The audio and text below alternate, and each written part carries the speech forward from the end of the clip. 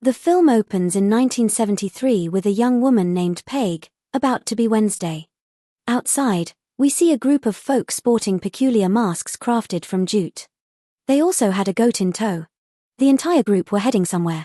Meanwhile, we see Peig again, feeling a bit off at the wedding.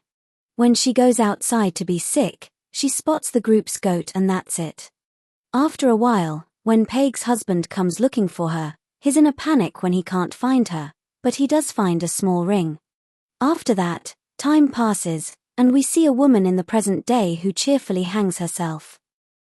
Nobody bothers to ask how she is. 4 days, her body remained hanging by the rope and began to decompose. The rope snapped, and she fell to the ground. The residents knew she was dead from the smell of her corpse. The attendants arrive and escort her away. Her daughter, Shoo, was informed about the passing of this woman. She was very shocked to hear about her mother's death. She came to stay with her friend named Mila, in her apartment. Shoo panics a lot, seeing Jesus' picture and cross symbol in the house. Shoo's condition starts deteriorating. Whom Mila takes care of her. After that, Shoo does not stay at home and comes out to smoke. Then she receives a message. It was a message from her nursing home company that they were going to send her to an old lady's house. She had many other diseases along with memory loss. The next day, Shoo leaves for that house. Reaching the bus stop, Shoo asks the driver about this address, but the driver knew nothing. He asked the man behind him for help. The old fella started warning Shoo, "Don't go there." But seeing Shoo's firm resolve, he finally gave her the woman's address. Arriving near the house, she spots a child with a little goat. And he was giving Shoo a rather mysterious stare. That's why Shoo found the whole thing a bit odd. Anyway, she knocks on the door, and the old lady answers it. But the moment she arrives, she has an accident. And the woman hides, running off, seemingly embarrassed by the wee. Shoo realized that this woman's condition was quite serious. She reluctantly had to break the glass to unlock the door. She noticed that this lady is trying to hide from Shoo. While looking for the old lady, she sees a strange red door, on which the horseshoe was also hanging. Shoo kept staring at her. She thought the horseshoe's negative energy was keeping her away. Now, she was thinking the same thing. She felt someone walk behind her. She noticed it was the same elderly woman. And rushing past so quickly, she dropped the beans. Shoo started tidying up the beans without a word to her. So the woman asked, "Have you come to do all of this, then?" So she replied, "Yes, I'm your caretaker, I am." They start chatting casually. And this woman says her name's Peig. And that's how we know Peig is the same girl from the film who vanished on her wedding day. So, how did she end up in this spot? The mystery surrounding all of this will be revealed at the end. When Shoo mentions giving her a bath, Peig refuses to let her touch her. She just gets her to do little jobs and then bathes herself. While getting changed, Shoo noticed a root-like design sketched on her waist. Shoo tells Peig she needs to make a call and then get some sleep. Peig gestured to the phone and said, "You can kip wherever you fancy." Shoo called her friend first, but she didn't pick up. She was just turning around after putting her phone down when she got a call from the care home, relaying the details of Peig's condition. Meanwhile, Peig pops up behind her, asking, "Who are you chatting to?" Shoo replies, "It was the care home." Then Peig asks a rather odd question, "Did you double-check it was actually a care home?" Shoo, taken aback, simply nods. After that, she takes Peig to her room to get her settled for the night. And there, she spots a photo of Peig's family, including her husband. She asks Peig, "What happened to your husband?" Peig said that he took his own life. They spent quite a bit of time chatting here. After that, Shoo went to call her friend Mila again. After struggling to get a signal, she only managed to speak to her for 2 minutes. And she told Mila, "I'll be back to see you soon." Standing right here, Shoo was chatting with her mate. There was a peculiar, large tree in that spot. There were several lit candles all around it, and loads of clothes hanging off it. These trees were planted in a place steeped in negativity. And the clothes of the unwell were tied to these very trees. The belief was that, like this tree, it would absorb all the bad vibes. In the same vein, it also absorbs people's ailments and cures them. A peculiar thing happens here. Shoo gets the feeling her mum's right behind her. But when she turned around, there wasn't a soul to be seen. Right, so she enters the house and heads straight for that red gate. And attempts to pick the lock. But when it doesn't budge, she quietly goes to have a shower. While having a shower, she gets the feeling someone's whispering in her ear. It was a soft voice. But there wasn't anyone in the bathroom, or outside it either. Suddenly, she hears that same voice again. So, she reckons these voices are coming from Peig's room. But Peig was fast asleep in her room. She was standing right here, as well. Peig started experiencing a rather odd panic attack. Shoo gives her the medicine and tries to calm her down. And then she notices that Peig was speaking clearly, even in her sleep. She mentioned that they're far too fond of music. They're drawn in, attracted by the music. Shoo asked, who are those people? So, she mentioned some people live beneath the house. Shoo didn't take any notice of what she said. Because Peig suffered from a mental illness and was prone to hallucinations. Shoo reckons this is all in Peig's head. The following day, Shoo pops out to do the grocery shopping for the house. So, the locals there ask her about Peig and take the mickey out of her. And Shoo's not having any of it. The locals told her that Peig didn't treat anyone right. On the way back, a girl goes with Shoo, who told her that Peig's been in a mental institution for years. That night, Shoo decides to head to the same red room. And this time, the door opens. Going inside, she sees strange masked people. And at the same time, she catches the sight of her dead mom in the bathtub. Shoo rushes over and grabs her mum's hand. And then, her mum's eyes snap open. Shoo starts screaming, terrified. And we see that her friend, Mila, was laughing as she looked at her. And then, she woke up. And we realized that all of this had been a nightmare. After waking from the dream, she goes to check on Peig, who was sleeping soundly. But the moment Shoo entered the room, she started uttering strange words. If Shoo didn't look after herself, they'd take Shoo along with Peig. Shoo didn't heed Peig's words this time, on account of the illness. But Peig said, no, they're cultists, they are. They'll take you, they took me too, you know. Now, she's revealing the incident from her wedding day when she vanished. Actually, members of that cult snatched Peig away on her wedding day. And when her husband found out, he tried to sort things out with the cultists. Peig said that when my husband struck a bargain, those cultists put some odd marks on my back. Shoo said, I thought these scars were from your husband's torture. But Peig said, no, he seemed alright. Peig asked, do you know anything about punishment? So, Shoo showed her hand and said that her mum used to make her pray a lot, quite forcefully. If I was naughty, she'd burn me, she would. Peig asks, where's your mum now, then? So, she says that she'd hanged herself, poor thing. Feeling Shoo's sorrow, Peig asks her to stay the night. As day breaks, Shoo needs to uncover everything, what's actually down in that cellar. Finding the cellar key, she opened up that red door. She went downstairs, there wasn't much to see. There was just a storeroom where she found a wedding album of Peig's. Peig's husband was also there, with Peig. And in this album, there were loads of newspaper clippings. In them, it was clearly stated that Peig vanished on her wedding day. And upon her return, her husband popped his clogs straight away. People reckoned Peig would have offed her own husband. That's why she was sectioned in a mental hospital for years.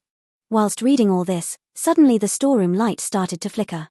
And as she tries to escape in terror, the front door slams shut. And she senses her mum's presence right behind her. She starts screaming in fright, frantically trying to open the door. Finally, the door swings open, and out she comes. The following day, we see the same child has arrived at this house. The very one Shoo had spotted earlier with his goat. That lad asks Shoo, have you seen my goat anywhere? Shoo replies, no, I haven't, then he wanders off, feeling glum. Also, a parcel arrived for her today, in which there were some belongings of her mum. Seeing this, she started to panic. Because her relationship with her mum wasn't great. That she'd get upset seeing her belongings. She was left deeply traumatized. Inside the package were the very clothes Shoo kept dreaming about. She often saw her mum wearing this. Being frightened, Shoo burned these clothes in the furnace. Sending this parcel caused a terrible argument between Mila and Shoo.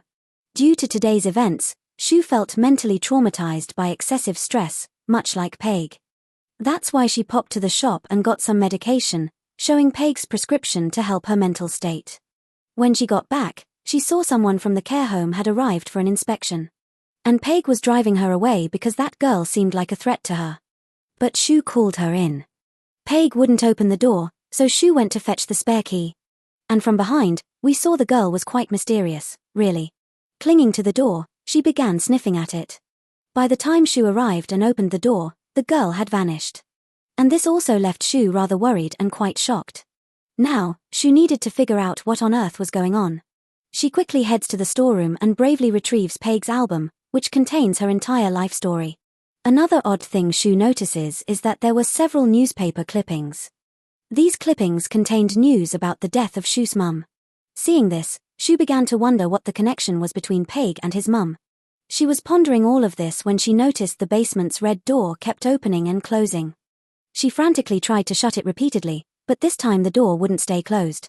Meanwhile, Peig had followed her as well. And she said to Shoo, "I know you went down to the basement. Best if you head back from here tomorrow, then."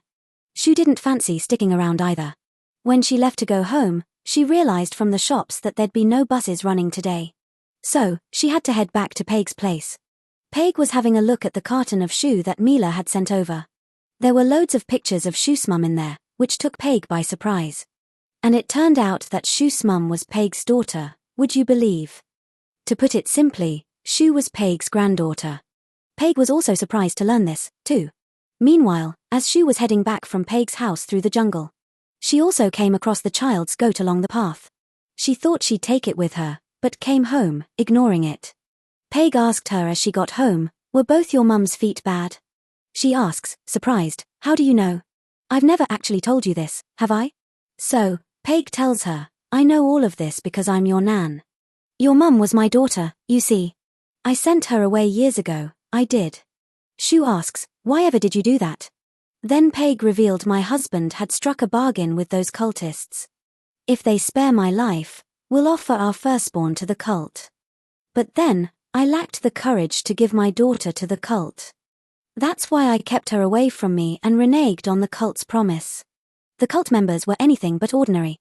Their powers and the level of negativity were extremely high. Even though Shoo's mum moved far away, the cult's negative energy still clung to her. Which is why she ended her life, then. For the first time, Shoo actually believed Peig. She asks, "What exactly is that cult all about?" So, Peig informed her it's a demonic cult. The cult of those who worship the devil himself. Mid-conversation, there's a knock at their front door. And when Shoo goes to look, it's the same woman who visited their house before and vanished. When Shoo didn't open the door, the woman started whispering ominously, "I'm going to cut you. I'm going to cut you." From her words, Shoo realized this woman was also a member of the cult. When Shoo nervously entered, she saw Peig standing at the basement door. Heading over there, she began to sing. Shoo asked, "What are you up to?" So, Peig told her, "I'm giving them a ring." The moment she said that, the basement door slammed shut. Shoo tried to open it, but the door wouldn't budge. And after what seemed like ages, the door finally creaked open, and Peig stumbled out, injured. Peig told Shoo, "They're after you because I broke my word. But I didn't want you to lose your life, you see. So, I decided to sacrifice myself in your stead. But they wouldn't accept me then. They're after your sacrifice now, aren't they? Because you're my heir, that's why. And according to my husband's agreement, I had to give my daughter, or heir, to that cult, see?" Shoo was absolutely terrified and in a right panic. Seeing Peig's state, she decides to ring someone for help from beyond the town.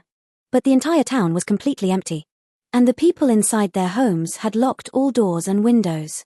Because there was a peculiar festival happening that day.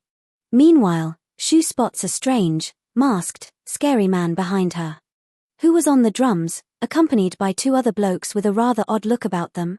They were both covered head to toe in red sacks, mind. Before long, loads of cultists turn up wearing jute masks, they do. Which we saw at the start of the film, before Peig's wedding.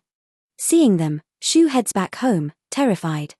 The cult members then arrived at their house and began banging on the door. The terrified Shoo now starts seeing an image of Jesus Christ in the mirror before her. And also that small red cross symbol, which reminds her of past traumas. She instantly sees her deceased mother. And as her mind wanders, she grabs a knife, intending to end it all. But before she can, Peig grabs a knife and stabs herself instead. Saving Shoo's life in the process. With this act, Shoo came to her senses and was now deeply saddened. Why did her grandmother have to die because of her actions? The knocking at the door continued, and she could hear her friend Mila's voice from outside. She figured the cult members were trying to pull a fast one on her. That's why she didn't answer the door. And once all those voices had gone quiet, She went and opened the door much later. Then she spotted her friend's ring on the stairs. That means her friend actually made it here.